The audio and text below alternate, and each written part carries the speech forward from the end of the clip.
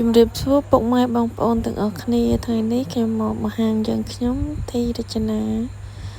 មកបង្ហាញនៅការជួសជុលពងមុខត្រាក់ទ័រនេះជាប្រភេទត្រាក់ទ័រ60ខ្សែ70ខ្សែ95ក៏យើងខ្ញុំជួសជុលដូចគ្នាគាត់យកមករៀបចំគ្រឿងពងមុខរបស់គាត់ហើយនឹងកង់បដាងហ្វឺតព្រមទាំងស្នូបអប់លេខផងដែរហើយកន្លែងយើងខ្ញុំមានឈ្មោះថាជាងកលឹងទីរចនាទីតាំងនៅខេត្តសៀមរាបស្វាយធំហើយបងប្អូនត្រូវការជួសជុលនៅពងមុខអាចផ្ញើមកខាងយើងខ្ញុំបានឬក៏ចង់យកត្រាក់ទ័រមករៀបថ្មីឲ្យមើលទៅមានរូបរាងស្រស់ស្អាតថ្នាំបាញ់ថ្នាំថ្មីហ្នឹងហើយជួសជុលនៃការខូចខាតគ្រឿងផ្សេងកលឹងកែច្នៃអីអាចតាក់ទងមកខាងយើងខ្ញុំបានដែលមានលេខទូរស័ព្ទនៅខាងក្រោមនេះជាងកំពុងតែត្រួតពិនិត្យមើលពងមុខដោយសារពងមុខរាងធ្លាក់ច្រើនហើយពងនេះត្រាក់ទ័រនេះផងដែរគឺគាត់ប្រើឲ្យខូចតិចក៏បានជួសជុលពេលអញ្ចឹងយកមកដល់ជាងគឺជួសជុលច្រើនហើយក៏ធ្វើរយៈពេលយូរដែរថ្ងៃនេះខ្ញុំមកបង្ហាញអំពីវីដេអូសម្រាប់ថ្ងៃទី1ជាងកំពុងតែធ្វើការងាររៀបចំនិងដូរនៅគ្រឿងបន្លាស់មួយចំនួនធំហើយត្រាក់ទ័រនេះផងដែរគឺគាត់ផ្ញើមកពីខេត្តផ្សេងមករៀបចំដាក់ដើមឡានស្ទូចមកពុកម៉ែបងប្អូនដោយសារគាត់ជឿជាក់នៅការជួសជុលในហាងយើងខ្ញុំហើយគ្រឿងបន្លាស់នេះមានទាំងផោះអាយនិងផោះស៊ីនបងប្អូនត្រូវការផោះស៊ីនក៏មានត្រូវការផោះអាយក៏មានដែរនេះមើលជាងគាត់កំពុងរៀបចំមីញ៉ុងនេះមីញ៉ុងនៅក្នុងមួយប្រអប់ដីប្រអប់ពងនេះប្រភេទកូនមីញ៉ុងតូចហ្នឹងគឺមីញ៉ុងស៊ីនណាហើយការធ្វើនៅកន្លែងយើងខ្ញុំក៏មានធានានឹងបើសិនជាធ្វើទៅប្រើមិនស្រួលអាចឲ្យឡានឬក៏អ្វីឡានតាក់ស៊ីឬក៏ដឹកមកខ្លួនឯងក៏បានដែរជួសជុលថ្មីដោយមិនគិតសេវាម្ដងទៀតទេនេះជាកំពុងតែរៀបចំកាត់បាក់ពងមុខនេះយើងគិតតែថ្ងៃទី1នេះខ្ញុំគិតតែគ្រឿងធ្វើពងមុខទេហើយនឹងស្នែងកបីជួសជុលនៅស្នែងកបីជាប់នឹងកង់ព្រមទាំងដបបដាងហើយនឹងហ្វឺតរបស់ត្រាក់ទ័រផងដែរសម្រាប់ step នេះគឺ step 1សូមបងប្អូនរងចាំទស្សនានៅវីដេអូខាងយើងខ្ញុំនៅភាគ2បន្តដោយសារយើងធ្វើតែមួយខណៈពងមុខមុននេះមកជាងគាត់កំពុងតែឆាបដើម្បីកាត់យកបដាងវាដើម្បីកាត់យកដើម្បីកាត់យកបាតចេញដោយខាងយើងខ្ញុំនេះស្លង់បាតថ្មីជូនបងប្អូនទាំងគ្នាហើយចំពោះឈុតត្រយងចេក70ខ្សែ60ខ្សែជាឈុតគាត់ប្រើឈុតធានាយើងខ្ញុំធានាជូន3ខែប៉ុន្តែឲ្យសូមបញ្ជាក់ផងដែរនៅតែយកពងមករៀបនៅកន្លែងខ្ញុំបានធានាជូន3ខែក្រុមហ៊ុនធានាឲ្យហើយការធានានៅលើឈុតត្រយងចេកនេះគឺធានាការបាក់បែកខូចមីញ៉ុងស្ពឺគឺដូរថ្មីជូននេះគឺជាគាត់កំពុងតែរៀបចំហើយម្ដុំនេះគឺយូរដែរចំណាយពេលប្រហែលជា2ម៉ោងជាងទៅរៀបរួចដោយសារការថតវីដេអូរបស់យើងខ្ញុំនេះខ្ញុំថតកាត់កុំឲ្យបងប្អូនមើលរយៈពេលវែងយូរអាចធុញអីចឹងហើយបើបងប្អូនមិនទាន់ចេះរៀបអីអាចមើលការរៀបចំរបស់ជាងបានបើបងប្អូនចាប់អារម្មណ៍ចង់ត្រូវការកម្មគ្រឿងត្រាក់ទ័រពីខាងយើងខ្ញុំ ក៏ផ្ញើជូនបងប្អូន25ខេត្តក្រុងផងដែរហើយចំពោះសេវាបងប្អូនចេញខ្លួនឯងជត់យងជ័យយើងខ្ញុំមានថ្លៃ100000ជាងបើបងប្អូនត្រូវការអាចតាក់ទងមកបានប៉ុន្តែសម្រាប់តម្លៃ100000ជាងដូចត្រូវបងប្អូនកំង5គ្រាប់ឡើងបានលក់ជូនតម្លៃប៉ុណ្ណឹងតែបើកំងមួយអត់បានតម្លៃប៉ុណ្ណឹងទេមើលជាងក៏កំពុងតែស្រែស្រង់មើលដាក់ឲ្យចូលឲ្យស៊ុបឲ្យអ្នកប្រើដើម្បីឲ្យគាត់យកទៅប្រើបានស្រួលហើយសម្រាប់ឲ្យការដំសោកចូលនេះដើម្បីឲ្យវាណែនមើលទៅស្តង់ដារដើម្បីកុំឲ្យវាសើបនៅមញងទៅខាងក្នុងជាក៏កំពុងតែរៀបដាក់រឹតដាក់ទ្របតំណងទ្របតំណង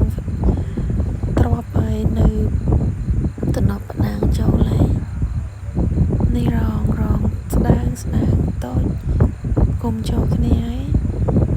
រៀបចំឲ្យស្អាតឡើងវិញនេះមួលប្រឡងទាំង3គ្រាប់ចូលហើយក៏រឹតប្រឡងណែនឲ្យណែនផងដែរកំពុងតែចាប់ប្រឡងចូលហើយបងប្អូនមើលជាងកំពុងចាប់ការងារជាងរៀងហត់តិចហើយប៉ុន្តែក៏មានចំណេះដល់បងប្អូនទាំងអស់គ្នាវិញផងដែរព្រោះអីបានមើលវីដេអូនេះហើយអាចឲ្យបងប្អូនរៀនធ្វើបានតែបើចង់រៀនធ្វើឲ្យចេះអាចមកកន្លែងយើងខ្ញុំបានយើងខ្ញុំមានទួលបង្រៀនកូនជាងកលឹងទៅការរៀនជាងកលឹងជួសជុលត្រាក់ទ័រការងារកលឹងកែច្នៃគ្រប់ប្រភេទអាចតាក់ទងមកលេខទូរស័ព្ទខាងក្រោមនេះបាននេះបានស្នែងកបីជាងស្លងតែពោះស្នែងកបីនេះផងដែរធ្វើយូរដែរបងប្អូនគឺចំណាយពេលដល់ទៅ3ម៉ោងដើម្បីស្លងវាថ្មីដូរបាតថ្មីកលឹងផ្សារកលឹងស្ពាន់ហើយនឹងដូរបាតថ្មី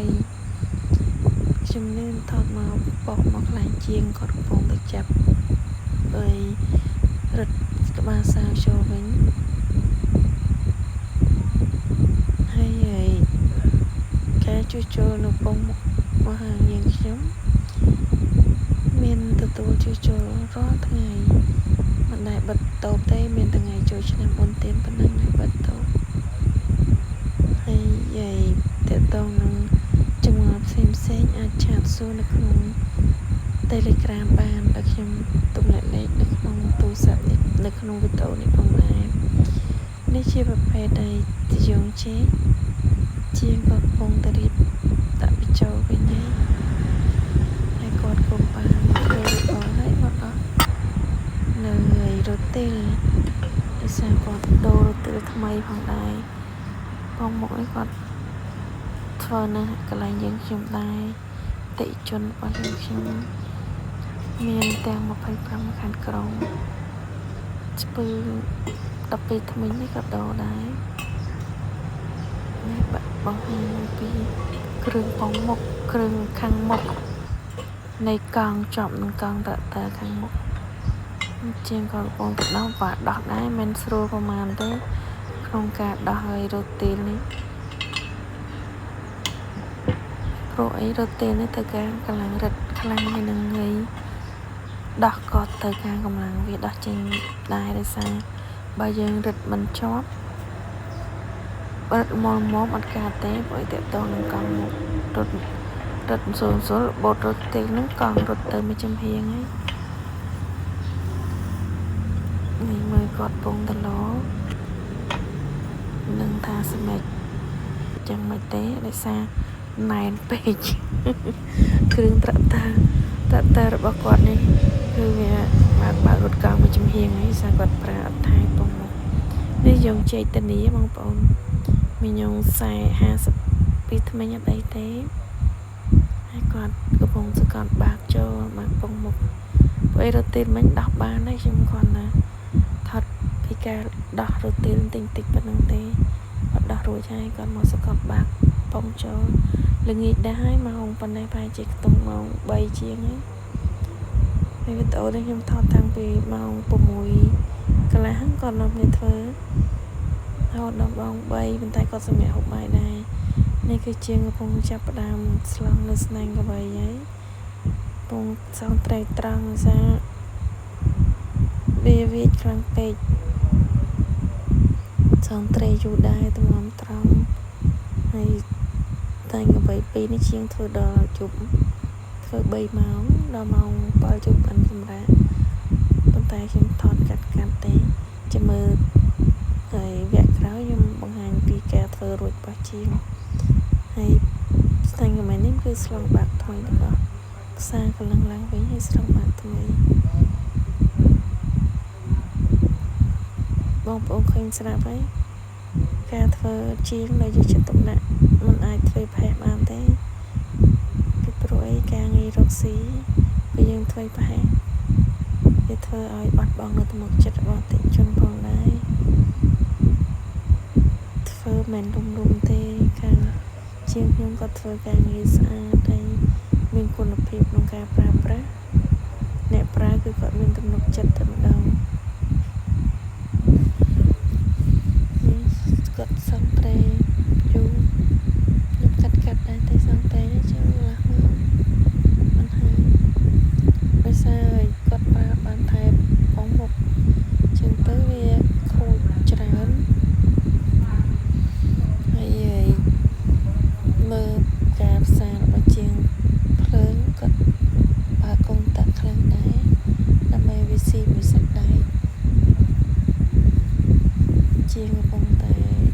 បញ្ចេញនៅស្នាដៃនិងសកម្មភាពដ៏មានញឹកហើយព្រោះដល់ទៅការដែលគ្រឿងចាក់ចេញរងជាងមានត្រូវតែខំប្រឹងរកកុំដើរលេងច្រើនពេកបងប្អូនទាំងអស់គ្នាដល់ទៅរកស៊ីដល់គ្នាប្រឹងរកទាំងអស់គ្នាចាំដល់ទៅត្នេយើងនឹងដើរលេងនេះហើយជាងកំពុងតែកាត់បាកប៉ុងមុខដោយសារវាចាវាឲ្យស្ដើងគាត់ប្រើឡើងសឹកអស់ហើយកាត់វាចេញដើម្បីស្លង់ដែកថ្មីជាមួយវគ្គបន្តខ្ញុំនឹងបង្ហាញពីការខ្ញុំនឹងបង្ហាញអំពីការកលឹងប៉ុងមុខហើយជាងគាត់កាត់ចិត្តដាច់ឲ្យបងប្អូនទាំងអស់គ្នាបងប្អូនដែលបានទស្សនានៅវីដេអូនេះសូមជួយ Subscribe នៅ Channel របស់នាងខ្ញុំមួយផងសូមអរគុណនិងជម្រាបលាបើមានកំហុសឆ្គងសូមអភ័យទោស